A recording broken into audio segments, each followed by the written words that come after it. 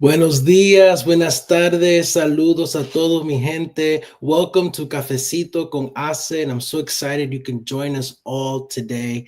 We have a great one today. I'm super excited to introduce my guest here, but just before I do that, I do want to just formalities. My name is Stephen Hodge, Program Manager here at HACE, the Hispanic Alliance for Career Enhancement. And we have some exciting things going on, and I want to highlight that today, we have an info session for our programs pipeline. Our programs team will be hosting a spring 2025 info session tonight. Today, December 11th at 4:30 Central. Registration's required. You'll be seeing a link through the chat there in a second. But we hope you can join us if you are part of the HACE network, HACE Familia, and maybe you are an alum and you know someone who would want to benefit from the program just as you did. Invite them, let them know this is happening. It will be the perfect time and space for them to ask questions and receive relevant information regarding all of our spring 2025 programming. One more thing I would like to highlight is that we are in the middle of our end of year campaign, and receiving your contributions and knowing that what you can give can change someone's life. And we're spreading that change. We're making sure that others can benefit from everything that HACE has to offer, and that you can be a part of that through your contribution. So please look into how you can give for our end of year campaign. More information will be found in the chat as well. But without further ado, we'll go straight into the Cafecito con HACE today. And I'm excited to introduce our guest as we spend this time to highlight one of our alums. I can't think of anyone better than Angel Guerra-Chagolla, with nearly 2 decades of experience in claims, risk, and business. Angel has established herself as a leader in her field. Her notable achievements include the creation of a groundbreaking statewide workers' compensation program for a third-party administrator, TPA, and the development of a $30 million risk program for a global food manufacturer covering North America. As the founder of Beauty and Beast in Business and 3B National Consulting Group, Angel leverages her extensive skills and knowledge to empower others in the business community. She is deeply committed to her local community and is currently pursuing a PhD in business management, focusing on women in business through the lens of GDP and executive roles. In addition to her professional endeavors, Angel is a proud HACE coach, dedicated to mentoring and supporting aspiring leaders. Her passion for fostering growth and development in others reflects her belief in the transformative power of education and mentorship. Welcome, and thank you so much for joining us, Angel. How are you feeling today? I'm excited. Thank you so much for having me, Stephen. I'm excited to be here with you and to talk about HACE and all the amazing things that really occur in our community that I think a lot of people don't know about. So when you were talking about, if you're in the community, share the meeting tonight. And I just think, like, if you care, share, right? That's so important, because visibility is one of the biggest things. If people don't know we're here, they can't show up. That's right. No, thank you so much. And again, I can't think of anyone better to have for our alum highlights for this Cafecito con HACE. And I'll start off with the first question that we do with every Cafecito, and it's, how do you like your cafecito, your coffee prepared, or your beverage of choice in the morning? So, see, I got my cafe here. I like it dark. Dark and rich, and having that, chocolatey, nutty flavor. So I always used to tell my kids, just a little bit of milk, so it looks like mom. That's awesome. Yeah, that's a great reference. Yeah, for me, others think it's complicated. I think it's easy. I just like a good dark roast drip with some steamed oat milk and a little bit of sugar. Nothing too crazy, nothing too fancy, but just enough to get the day started right. But so thank you again for joining us. And we were talking sort of behind the scenes and just thinking how you have so many different perspectives on everything that asset does, the insides, the outsides, all of it.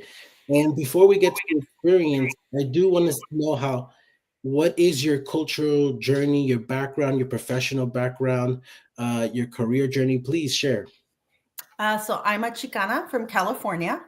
And with that Chicana label comes a little bit, deeper. I'm a mix. So I have Puerto Rican roots, I have Mexican roots, and I have indigenous roots here in California.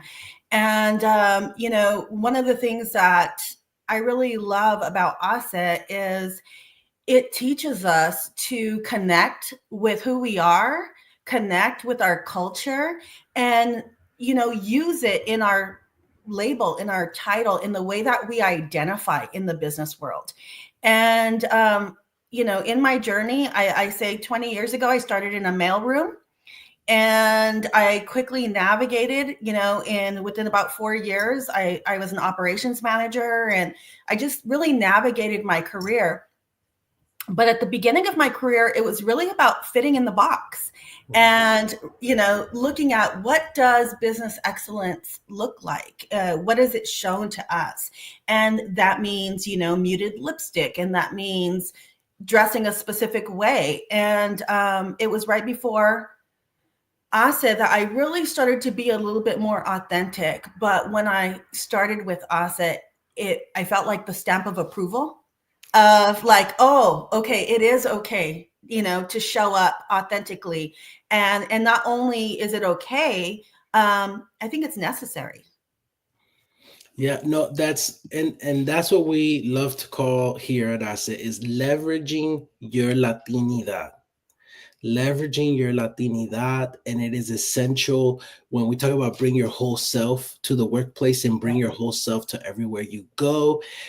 It's not compartmentalizing and leaving pieces of you behind just to assimilate, integrate, right? It's leveraging your Latinidad. And I always, when we're typing in a Word document and that little squiggly red line comes under Latinidad because it thinks it's not a real word, no, we're making it a real word. It is a real thing, and we're gonna do it with with pride, right? Leveraging your Latinidad. So thank you so much for sharing your background and your journey and how ASE was a part in bringing that awareness to you that you can be all of yourself and you can bring all of yourself. That's amazing. How has your experience as an alum of the Mujeres de ASE program influenced your approach to leadership and business? I have to say, one of the things that I learned in the cohort was, again, back to the authenticity, right? But understanding cultural values versus corporate values, and knowing how they don't always work together. Sometimes they do this, right?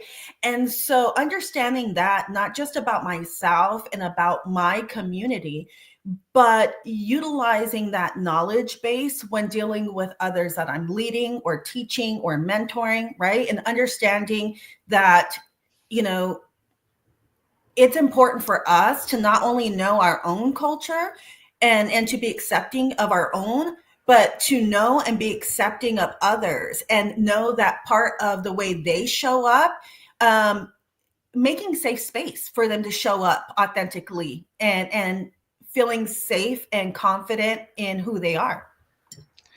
And that's thank you for sharing and saying that, because for our audience that might not be aware, right? Analyzing those values, where they're personal, cultural versus corporate or whatever other setting may be, these are just one of the few topics that are explored throughout these programs and throughout Mujeres de ASE and the rest of the programs in our pipeline. And the way it's important to frame, it's not just your cultural values versus corporate values. We're not trying to start a war here or pin them against each other, but having that awareness that no, this is what I believe and these are my values, and having the awareness of whether they're appreciated or not where you are. right? Or whether not just accepted but or tolerated, but if there's space, like you're saying, right? If there's space for you and your values there as well. So thank you so much for sharing that, because not only are you an alum, but then you've also been a coach and a lead for for our cohorts as well. So you've worn many hats here at ASE, and that's why I appreciate your perspective, the perspective you can bring, being on the outside and the inside. As a coach and program facilitator, how do you think you approach guiding participants, and what impact do you hope to leave on the ASA community? One of the biggest things that I try to bring to the table as a coach is really helping the cohort individually recognize their own strengths. Also recognize that they get out what they put in. And so I think, sometimes our mindset becomes like, oh, okay, we're going to show up and we're going to kind of do the basics. But unfortunately, when we do that, we miss out on the community. We miss out on a lot of, I think, tools and resources and growth, self-growth. So for me, that's one of the big things. It's just a reminder of, hey, there is so much opportunity here, and it can really help you navigate. And also helping them show up authentically. So I always offer one-on-one outside of the cohort. And those who have taken me up on that one-on-one, we really work on what are your goals? And not only what are your goals, but what are your circumstances? Because your circumstances are really going to play into the timeline of obtaining those goals, the resources, all of those different things. And I was always excited when I get an email back that says, I got a promotion. Like I did everything that we talked about, and, or I got a bonus, or I got a new job, or I got a new title, or I've even seen people say, hey, I started a side business because, we talked about these things. So my goal is always, let's teach what we have. But for anybody who wants one-on-one time with me, I try to make that available for them, because it's always great to be in a group, but sometimes people are a little introverted or quieter when it comes to what they need. So. No, and thank you for going that extra mile. Right, it is not a normal or expected practice here from our coaches at Asset to offer that extra time, but that just shows your commitment, right? Not just to what you believe, but knowing that the impact you can make and that you are making by spending this time with each of the participants and individuals, and making sure that their needs and gaps and skills gaps are being addressed, and really just elevating everyone. So thank you so much for you doing that, and I know that there's a real impact happening there. And when you're talking about you get back what you put in, that's advice that's so important and applicable. And that's why I also want to add or ask, what do you believe are the most important lessons Latino professionals can embrace when building their careers or businesses? One, it is knowing that they are valuable, right? I think sometimes we think about, oh, well, we're not enough. We need this. We need this. We are enough. That's one. And two, one of the things I like to think about is learning how to take no. And that's very difficult. And I think especially depending on where we come from, we're looking at so many cultures, so many backgrounds. I just think about my own.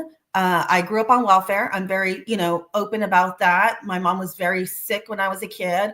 And I remember a high school teacher telling me, oh, you're not going to end up to be anything else outside of what we see here, right? And that came along with me as I went through being a parent and being a student and, then coming into the business world. And so feeling that we're lacking, right?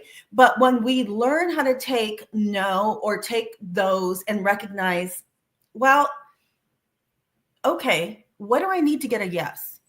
And start asking that question. So I hear no all the time. I've heard it as a salesperson. I've heard it as I've tried to navigate my career to get into management or executive levels, right?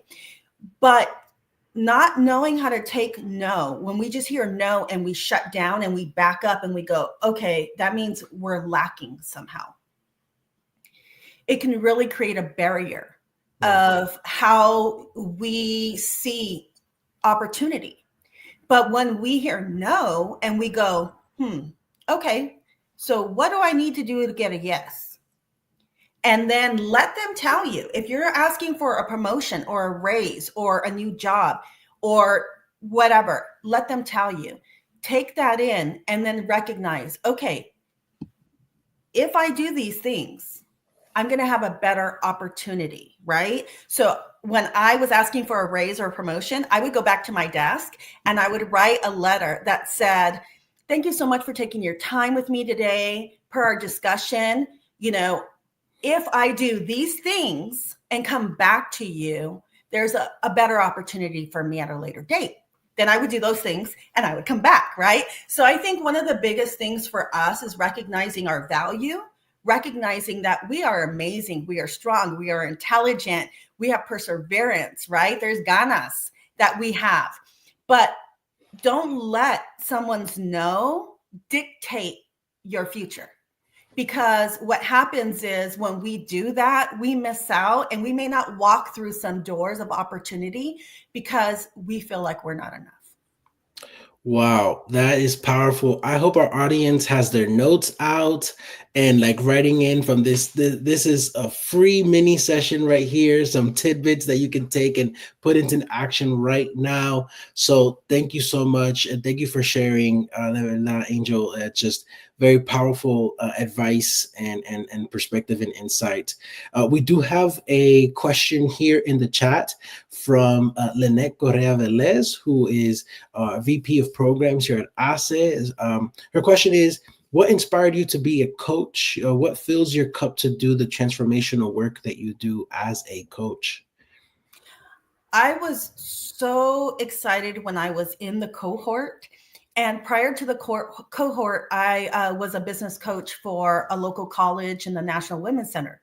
And so what I started to see was I had things that I could bring to the cohort, but then I also was learning from other people in the cohort and learning from our amazing leader, Ruby, at that time. And so when they reached out and said, hey, would you like to, take part in this? I jumped. I was like, yes, I do. Because I so strongly believe in the education that HACE provides, in the resources that they provide, as well as the community. And I know that, it's based in Chicago. Post-COVID, it opened up. And so now we see community members in HACE. I'm here in California. I've met somebody from New York. I've met somebody from Puerto Rico, from Mexico, right? And so one, it's knowing that there's an amazing community here that's really providing foundation for excellence and foundation for leadership. And that is not something that I've ever really seen as a Latina previously. And then we talk here in HACE about the Latinidad, right? We talk about business. We talk about all of these different things that I've also taken, business courses in other places, and the discussion is not the same. So for me to be offered to be part of that, I was just thrilled and honored. And I really love being part of HACE. And then also what fills my cup is having the capability of, I've never had a mentor or a sponsor. And so every step of my career in my education was me falling on my face, right? And so I would fall on my face and I would go, okay, that didn't work. how do I change it? And how do I make it work? And so that's how I navigated my career. And so for me, I really feel like if I can share information and resources to help others prevent falling on their face, I'm there for that. No, and thank you for doing the great work that you do. It's very inspiring. It's very encouraging, and motivating. And just to know that someone is out there doing the work and encourage us as well to put in the same effort. So thank you so much, Angel. I do want to just end with the question that we end with all of our guests, and is, what are you hopeful for, or what is a positive story that is bringing you hope as we close out 2024 and enter 2025? It's really the discussions that are being had um, in the Latino cohort, and the movement that we're seeing in leadership. So for 2025, I am excited. I'm starting my PhD program in business, and it's really focusing on women in business, and how those skill sets can transfer into executive roles. And hopefully, what we see in 2025, even though there has been a big decrease in DE&I and a lot of discussions about that, I'm hoping that as a cohort, we continue to thrive and we continue to grow and we continue to embrace who we are as a whole. And so that's what really brings me, I'm going to say, positivity and good vibes for 2025. I believe we will continue to do that. Yes, that is the plan. That is the mission throughout 2025. And congratulations on getting into your program. I wish you success in that. And to our audience, please connect with Angel through LinkedIn. Her profile has been shared through the chat. Please stay connected to the HACE network and all of our social media accounts as well, that you can stay informed on what's coming up. Remember, we have our spring 2025 info session today at 4:30 Central. And then just know that our full pipeline of programs, we highlighted Mujeres de HACE today, but we have an entire pipeline to serve you at the stage you are in your career path, in your career journey. So we're excited for you to connect with us and for us to see how we can support you. And again, remember our end of year campaign. Your contributions are saving and changing lives. So thank you so much for joining us at Cafecito today. And thank you so much, Angel. Have a Thank great you, rest of your day. Stephen. And I hope to connect with some of you. Please take advantage of what HACE has. Yes, and please share it out so everybody can hear Angel's amazing story. Have a great rest of your day, everyone.